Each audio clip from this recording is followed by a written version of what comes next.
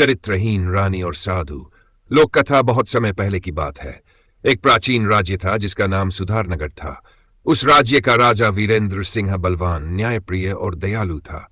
राजा का एकमात्र सपना था कि उसका राज्य सुख शांति से भरपूर हो।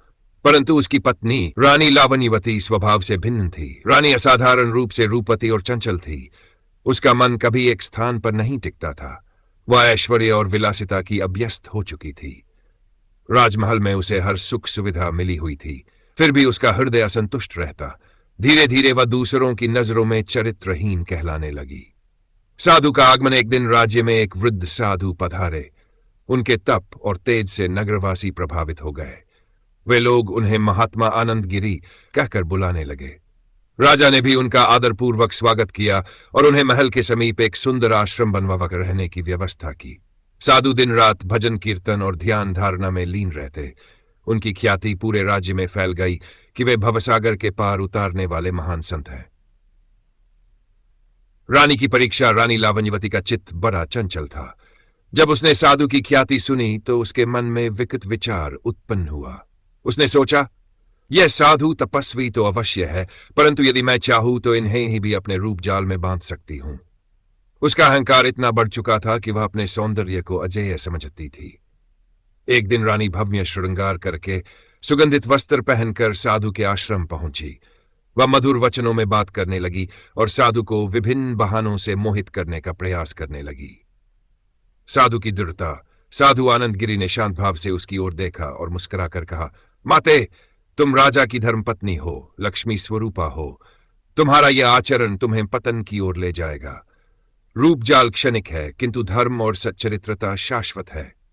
रानी ने हंसकर उपेक्षा की और कहा, महात्मा, आप भी मनुष्य हैं। क्या मनुष्य काम वासना से मुक्त रह सकता है? साधु ने गंभीर स्वर में उत्तर दिया, मनुष्य तभी महान कहलाता है जब वह अपनी वासनाओं पर विजय पाले। जिसने अपनी इंद्रियों को वश में कर लिया वही सच्चा विजेता है। रानी का अपमान। रानी साधु के वचनों से क्रोधित हो उठी। वह बोली, यदि तुमने मेरे रूप को अस्वीकार किया है तो मैं पूरे महल और नगर में तुम्हें पाखंडी घोषित कर दूंगी। सबको कहूंगी कि तुमने मुझे अपमानित किया। साधु ने शांत स्वर में कहा, सत्य स्वयं अपना मार्ग ढूंढ लेता है, असत्य का अंत निश्चित है। सत्य का उद्घाटन। रानी ने सचमुच महल में जाकर साधु पर झूठा आरोप लगाया। उसने राजा से कहा कि साधु ने उसे बहकाने का प्रयास किया। राजा क्षण भर के लिए विचलित हुआ, परंतु वह साधु के तप और तेज से भली भांति परिचित था। उसने न्याय सभा बुलाई। जब रानी ने आरोप दोहराए, साधु मौन रहे। तभी सभा में अचानक एक तेज प्रकाश प्रकट हुआ। कहा जाता है कि साधु की तपशक्ति से वहां दुर्गा माता का प्राकट्य हुआ। माता ने सबको संबोधित करते हुए कहा, यह साधु महान तपस्वी हैं। रानी लावण्यवती अपने चंचल और चरित्रहीन स्वभाव के कारण झूठा दोषारोपण कर रही है। सत्य यह है कि साधु ने उसे धर्म का मार्ग दिखाया था, परंतु उसने अपने अहंकारवश विपरीत आचरण किया। यह देखकर राजा का हृदय द्रवित हो गया। उसने साधु से क्षमा मांगी और रानी को कड़ी फटकार लगाई।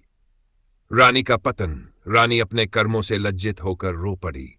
उसने साधु के चरणों में गिरकर क्षमा याचना की, परंतु साधु ने केवल इतना कहा, संसार में पाप का परिणाम अवश्य भुगतना पड़ता है। आत्मा को शुद्ध करने के लिए तप और प्रायश्चित ही मार्ग है। रानी ने अंततः महल त्याग कर प्रायश्चित के लिए जीवन बिताने का निर्णय लिया। कथा की सीख। वन, सौंदर्य और ऐश्वर्य क्षणिक है, चरित्र ही मनुष्य का वास्तविक आभूषण है। झूठा आरोप लगाना स्वयं का नाश करता है। साधु या संत को अपने वासनात्मक जाल में फांसाना असंभव है, क्योंकि उनका बल आत्मसंयम में होता है। सत्य की सदैव विजय होती है, असत्य कितना भी शक्तिशाली क्यों न लगे।